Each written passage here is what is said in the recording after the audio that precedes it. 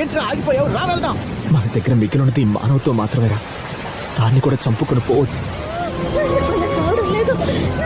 ఈ లోకంలో ఒకరు మన దగ్గర ఏడవడం, తన కష్టాన్ని చెప్పుకోవడం, మనం దాన్ని తీరుస్తామని కాదు, కాస్త వాళ్ళ చేయి పట్టుకొని నేనున్నాను, నువ్వు భయపడొద్దని ఒక్క మాట చెప్తావేమోనని.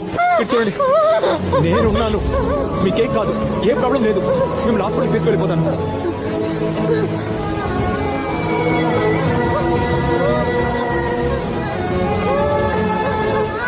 అన్నా ఇదేమండి అన్నా, నేనున్నాను. లోకంలో ఎన్ని మారినా మానవత్వం మాత్రం మనలో మారకుండా అలాగే ఉంది. మనందరం ఎన్నో విషయాల్లో వేరుపడినా ఒక కష్టం రాగానే అందరం ఒకటేమో. దేనికి కులం, మతం, ప్రాంతం ఏది అడ్డురా, కానీ కష్టం అనేది వస్తేనే మనం ఒకటవ్వాలా? ఎప్పుడు అలాగే ఉండొచ్చుగా.